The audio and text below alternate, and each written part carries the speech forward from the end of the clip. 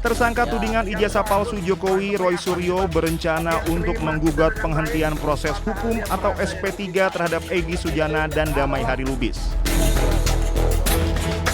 Roy menyebut ada cacat prosedur dalam pemberlakuan restoratif justice hingga penerbitan SP3.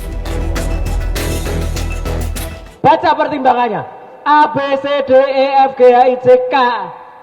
Itu adalah laporan dari Jokowi, laporan dari Lidjumanan, laporan dari Ade Kurniawan, laporan dari Kamis Samuel Sreken, penetapan tersangka, SPDP, L-nya tiba-tiba loncat SP3. Ini nggak bisa, harusnya ada RJ-nya kapan, surat permohonan RJ-nya kapan, tiba-tiba ini meloncat begitu saja. Jadi ini sebenarnya cacat. Nah, ada keinginan, ini lagi dibicarakan, apakah kita mempertanyakan SP3 itu. Tapi ya, apapun itu yang akan dilakukan, saya terutama atau kami ikut dengan keputusan tim hukum. Jadi kalau tim hukum mau gugat SP3 silakan. Sebelumnya, Polda Metro Jaya menerbitkan surat perintah penghentian penyidikan kasus dugaan fitnah ijazah palsu Joko Widodo. SP3 itu diterbitkan untuk tersangka Egy Sujana dan Damai Hari Lubis usai mengajukan permohonan restoratif justice. Kabid Humas Polda Metro Jaya menganggap penerbitan SP3 terhadap Egy dan Damai Lubis adalah bentuk akomodasi pada permohonan restoratif justice yang diajukan Egy dan Damai Hari Lubis. Tim Liputan Anyus melaporkan.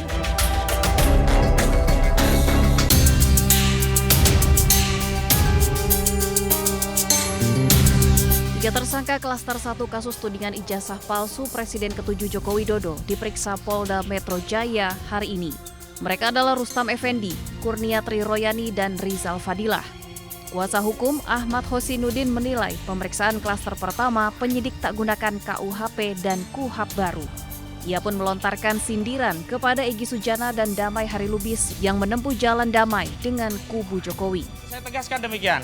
Pertama, bahwa hari ini pemanggilan terhadap klien kami tidak lepas dari pertemuan Saudara Joko Widodo dengan Saudara Egy Sujana dan Damai Hari Lubis.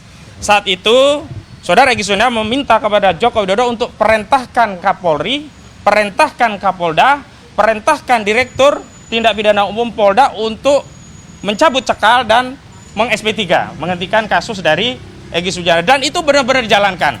Hosinuddin juga menambahkan restoratif justice yang ditempuh Egy Sujana dan Damai Hari Lubis bukan berarti menyatakan ijazah Jokowi asli, namun justru upaya memecah belah kesepahaman para tersangka. Kini usai status tersangka Egy Sujana dan Damai Lubis dicabut, tersangka tudingan ijazah palsu Jokowi menyisakan 3 orang di klaster 1 dan 3 orang lainnya masuk dalam klaster 2, Roy Suryo, Rismond, dan Dr. Tifa. Dari Jakarta, Dilami Aulia, Yudi Richard, iNews melaporkan.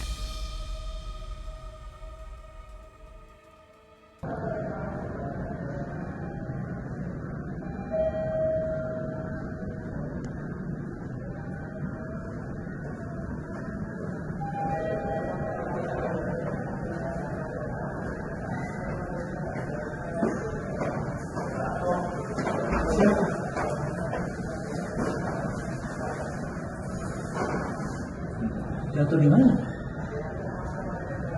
Jatuh ke terjun. Keseret katanya. Jelek ya? Lompat kali ya?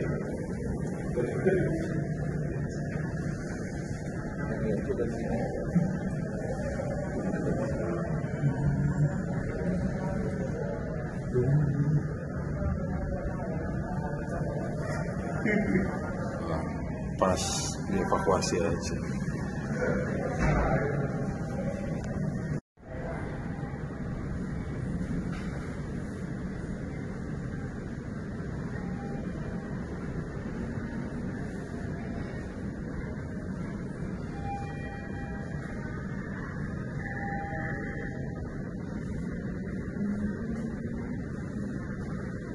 Untuk kronologisnya tadi saya dapat info dari petugas security stasiun Gondangdia yang bertugas di peron 1 atas nama Daniel, ada penumpang loncat dari peron, kejadian jam 17.50.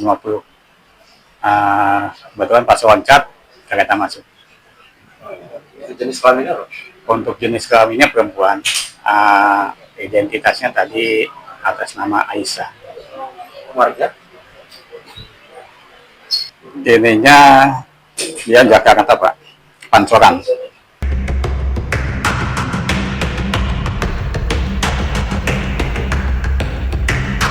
Selama hampir 5 jam, 8 orang tim penyidik KPK Rabu malam menggeledah rumah Maidi, wali kota Madiun di Jalan Merpati. Dari dalam rumah pribadi Maidi, penyidik KPK membawa sebuah koper dan beberapa dokumen. Penggeledahan dilakukan diduga untuk mencari sejumlah bukti tambahan terkait kasus korupsi, gratifikasi dana CSR, dan fee proyek pembangunan. Wali Kota Madiun, Maidi, ditetapkan sebagai tersangka atas kasus pemerasan dengan modus fee proyek dan dana CSR serta gratifikasi di lingkungan Pemkot Madiun. Selain Maidi, KPK juga menahan tersangka lain, yaitu Kadis PUPR, Torik Mega, dan pihak swasta sekaligus orang kepercayaan Maidi, Rohim Ruhdianto. Dari Madiun, Jawa Timur, Arif Wahyu Effendi, iNews melaporkan.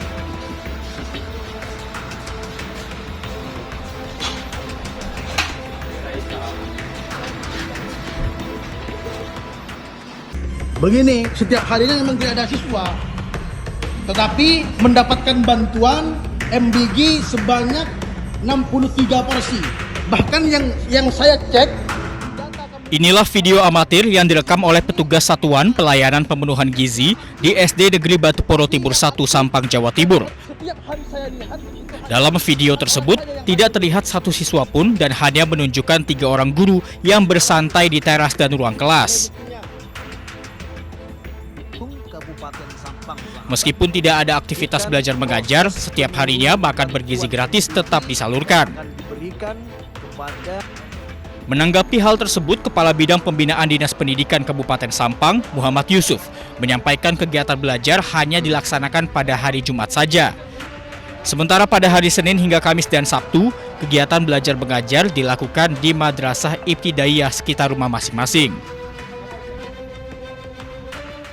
Kalau fakta di lapangan saya tidak sempat menghitung karena tidak ada siswanya.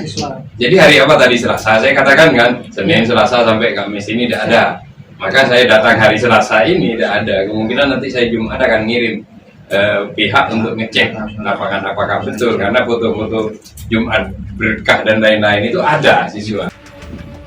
Hingga saat ini penyaluran MBG ke sekolah tersebut dihentikan sementara dan sudah dalam penanganan Dinas Pendidikan Kabupaten Sampang.